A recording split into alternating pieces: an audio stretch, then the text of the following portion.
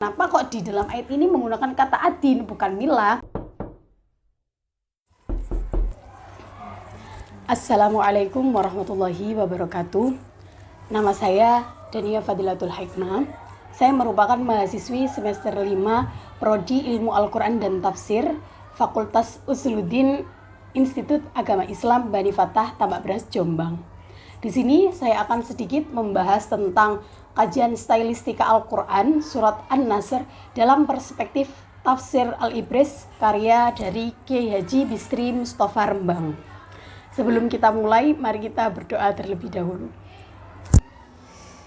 Nawaitu ta'alluma wa ta'lima wa tadhakkura wa tadhkira wa naf'a wal intifa'a wal ifadata wal istifadata wal hassa 'ala tamassuki bi kitabillah wa sunnati rasulih wa du'a ilal huda wad dalalata 'alal khair libtigha'a wajhillah wa mardatihi wa qurbihi wa thawabihi.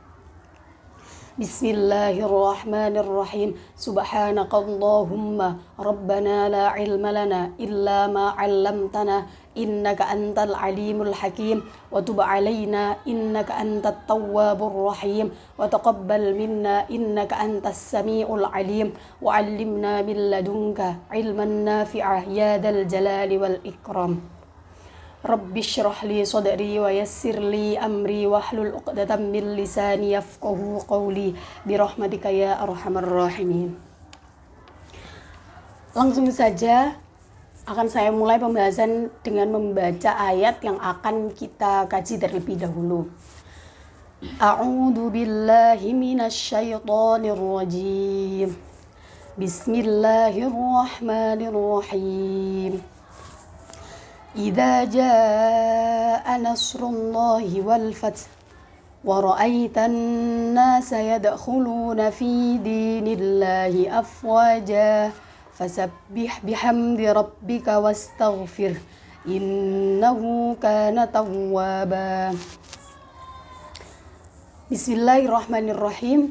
Idza jaa ing dalem nalikane tumeka apa nasrullahi pitulungane Gusti Allah Ta'ala wal fathu lan kebukae negara Mekah wa ra'aita lan weruh sira annasa ing menungso yadkhuluna kang melbu sinten annas fi dinillahi ing dalem agamane Gusti Allah Ta'ala afwaja hale berbondong-bondong. Fasabbih mongko nucikno sira bihamdi rabbika kelawan muji pangeran sira wastaghfirhu lan nyuwuna ngapura sira ing Allah Ta'ala innahu stuhune Allah Ta'ala iku kana ana sinten Allah Ta'ala tawwaban akeh ngapurane, yang artinya apabila telah datang pertolongan Allah dan kemenangan dan engkau melihat manusia berbondong-bondong masuk agama, maka bertasbihlah dan memuji Tuhanmu dan memohon apapun keadaannya. Sesungguhnya Dia Maha Penerima Taubat. Quran Surah An-Nasr.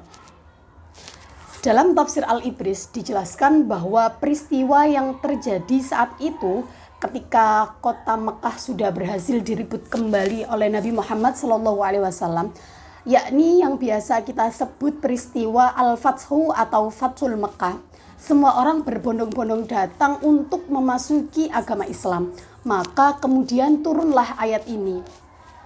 Ada kalanya pertolongan Allah itu datang seperti ketika semua orang itu berbondong-bondong masuk agama Islam semata karena kehendak Allah Ta'ala. Jika Allah sudah berkehendak, maka terjadilah kun fayakun, dan bertasbihlah fasabbih dan memohon ampun kepada Allah karena sejatinya Allah itu Maha Pengampun. Selanjutnya dalam pembahasan ini kita tarik dalam hal asbabun nuzul dari surat ini terlebih dahulu, yang dimana asbabul nuzul dari surat ini berkaitan dengan dua hal. Yang pertama yakni tentang kabar kemenangan dan masuknya orang-orang Islam secara serentak, yang dimana tadi disebut dengan peristiwa Fathul Mekah. Yang kedua yaitu mengisyaratkan bahwa ajal Nabi Muhammad telah dekat. Ibnu Umar menjelaskan tentang waktu surat ini diturunkan pada pertengahan hari tasyrik ya. Maka aku ingin mengetahui bahwa hal ini merupakan suatu al-wada atau perpisahan, kata Ibnu Umar. Sedangkan Ibnu Abbas mengatakan bahwa setelah Allah menurunkan surat ini kepada Nabi Muhammad, beliau memanggilnya setelah Allah menurunkan surat ini kepada Nabi Muhammad, beliau memanggil putrinya Sayyidah Fatimah. Kemudian Nabi mengabarkan bahwa ajal Nabi telah dekat. Mendengar kabar tersebut, Sayyidah Fatimah langsung menangis, bersedih. Kemudian Rasulullah bersabda yang artinya, janganlah menangis, sesungguhnya engkau merupakan keluargaku yang paling awal untuk menyusulku. Hadis ini diriwayatkan oleh Ad-Darimi dan At-Tabrani. Imam Al-Bukhari juga meriwayatkan dari Ibnu Abbas bahwa Umar bin Khattab ketika menyertakan beliau dalam majelis para pahlawan perang Badar, dari majelis itu sebagian pahlawan perang Badar tersebut keberatan jika Ibnu Abbas dilibatkan dalam majelis ini ketika itu. Setelah itu, karena hal tersebut, Umar bin Khattab menguji kepada mereka semua, yakni para pahlawan perang Badar tersebut dengan bertanya apa pendapat kalian tentang firman Allah idza jaa nasrullahi wal fath dalam surat tersebut. Salah satu dari mereka pun menjawab bahwa Allah telah memerintahkan kita untuk selalu bertahmid dan beristighfar kepadanya jika dia akan menolong dan memberi kemenangan. Dalam keterangan hadis tersebut tidak ada jawaban lain selain jawaban itu. Lalu Umar menanyakan kepada Ibnu Abbas, apakah demikian pendapatmu wahai Ibnu Abbas? Ibnu Abbas pun menjawab, tidak wahai Amirul Mukminin, idza jaa nasrullah wal fath merupakan isyarat tentang dekatnya ajal Rasulullah SAW yang Allah kabarkan kepada beliau. Datangnya kemenangan dan juga Fathu Makkah adalah tanda dari ajal beliau. Setelah mendengar jawaban itu, Umar berkata, aku tidak mengetahui tafsir dari surat An-Nasr ini melainkan sejak apa yang kamu katakan. Berarti di sini dapat disimpulkan bahwa asbabun nuzul dari surat ini itu ada dua. Yang pertama tentang kabar kemenangan masuknya orang-orang Islam secara serentak, yang dimana itu terjadi 2 tahun sebelum surat An-Nasr ini turun, yaitu kejadian Fathul Mekah, di mana orang-orang itu berbondong-bondong untuk memasuki agama Islam ketika kota Mekah itu sudah ditaklukkan oleh Nabi Muhammad. Yang kedua mengisyaratkan bahwa ajal Nabi telah dekat seperti yang dikatakan Ibnu Abbas tersebut, dan juga cerita dari hadis riwayat Ad-Darimi dan At-Tabrani tentang Nabi sendirilah yang setelah menerima wahyu ayat tersebut lalu mengisyaratkan kepada Sayyidah Fatimah karena ajalnya sudah dekat.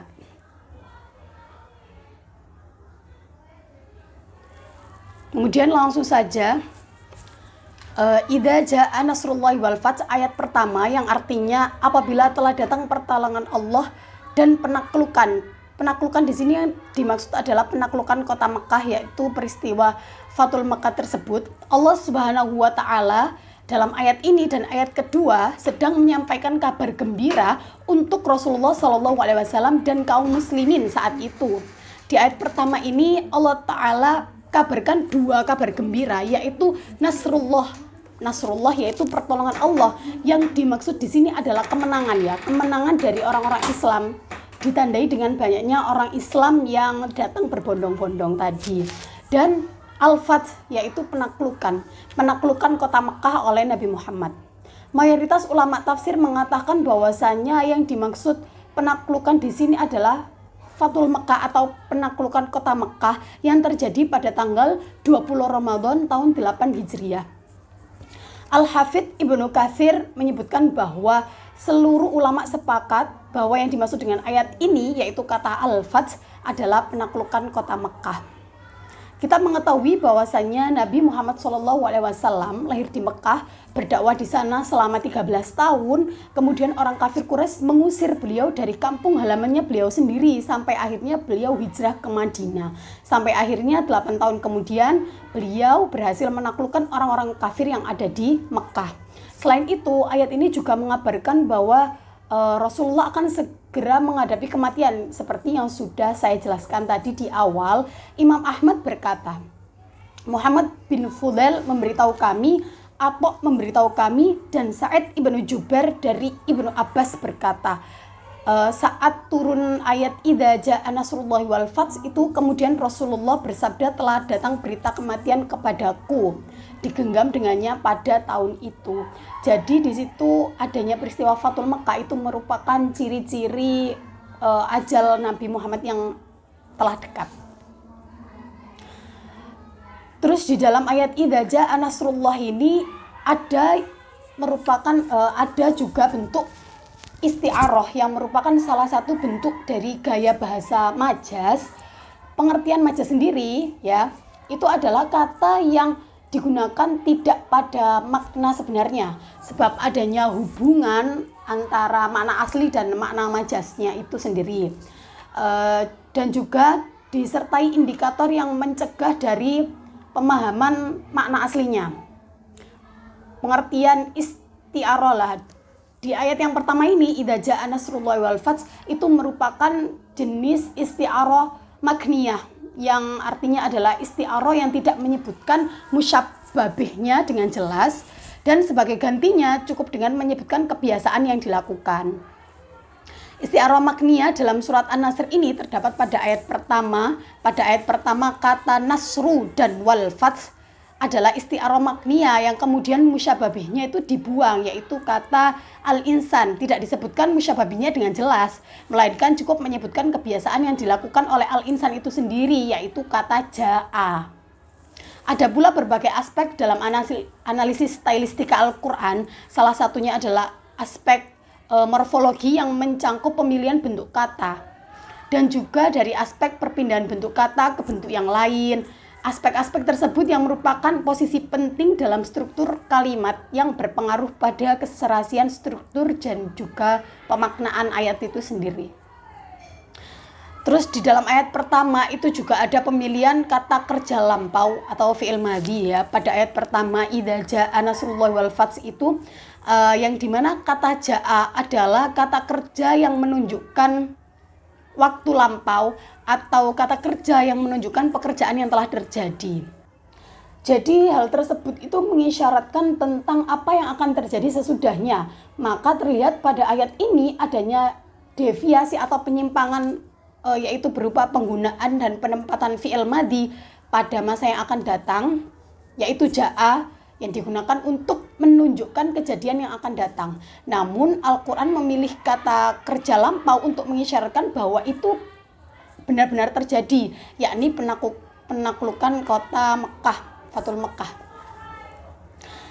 Terus juga ada pemilihan sighah mubalaghah pada ayat ketiga, yaitu innahu kana tawwaba, yang artinya sesungguhnya dia adalah maha penerima taubat. Sesungguhnya dia adalah maha penerima taubat.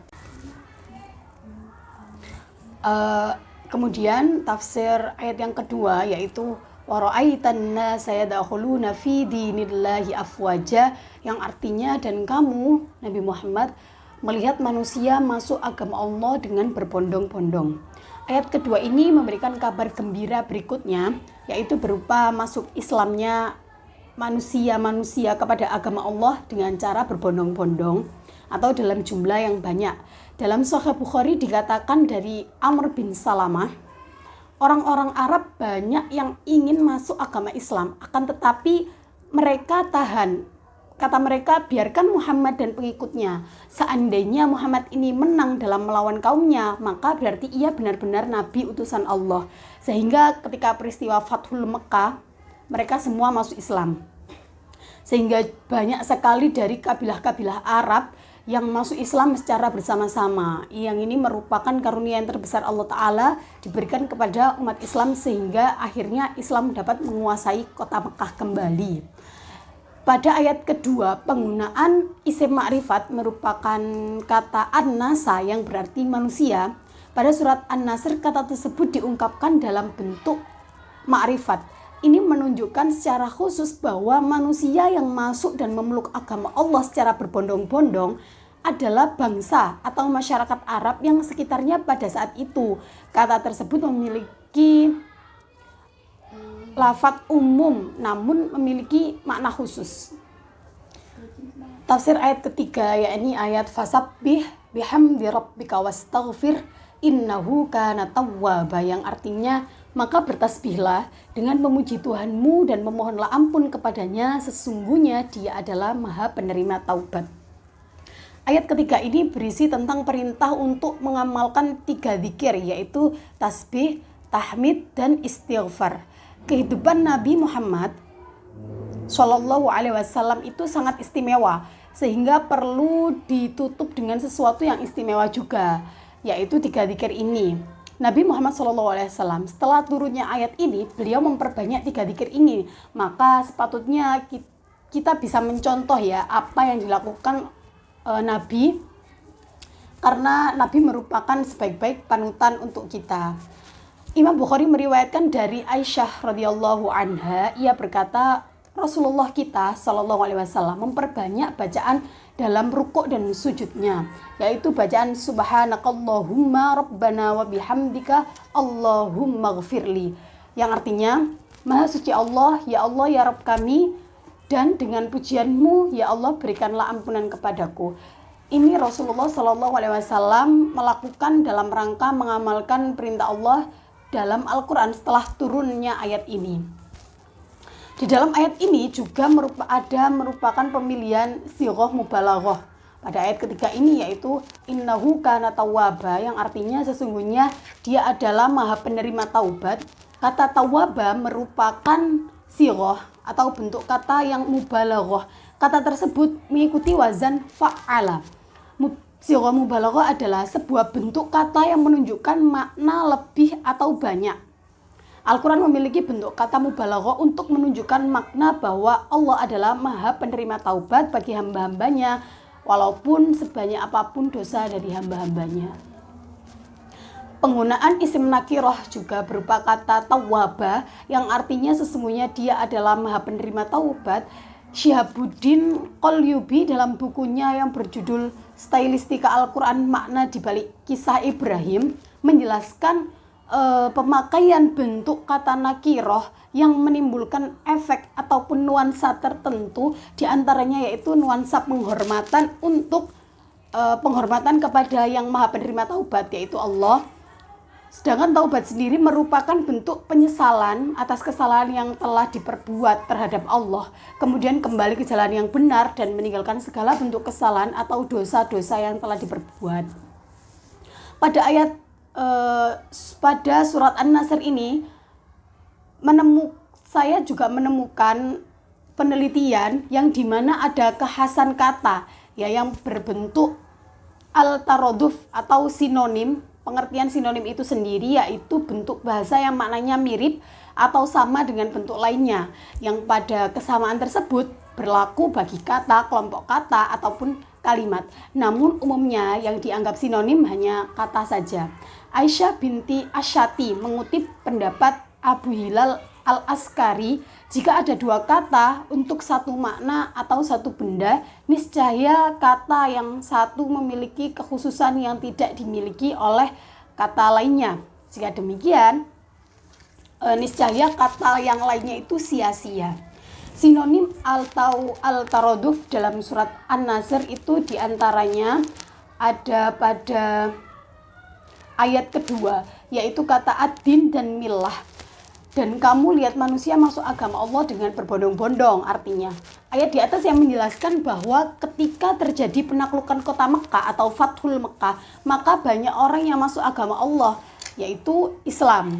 Ya, dalam konteks ayat ini manusia yang masuk agama Allah itu disebutkan dengan pilihan kata ad-din, bukan menggunakan kata milah, yang merupakan ad-din itu sinonim dari kata milah. Kenapa kok di dalam ayat ini menggunakan kata ad-din bukan milah? Karena dalam Al-Quran kedua kata tersebut memiliki makna yang berbeda.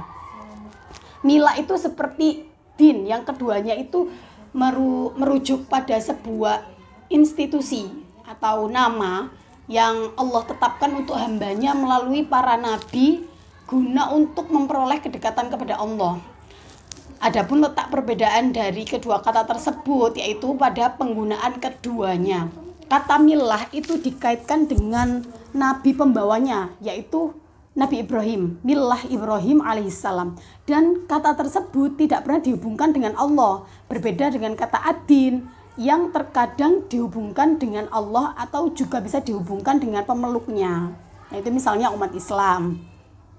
Contohnya ada dinullah, ya agama Allah, atau dinul Umar, agama yang dianut Umar. Dikatakan juga bahwa millah itu kumpulan syariat yang telah ditetapkan oleh Allah, sementara din itu ditekankan pada pengamalan aturan-aturan tersebut. Sebab itu ada kalanya din dikatakan merupakan perwujudan ketaatan untuk melakukan aturan-aturan itu.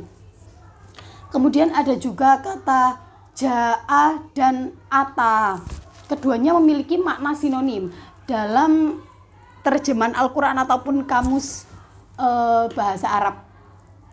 Kedua kata tersebut mempunyai arti yang sama, yaitu datang. Namun demikian ternyata keduanya itu juga memiliki perbedaan. Kata ata memiliki keterangan waktu yang tidak bisa ditentukan batasannya dan juga mengandung makna samar dan ketidaktahuan, seperti dalam ayat ata nasrullah, dalam ayat An-Nahl.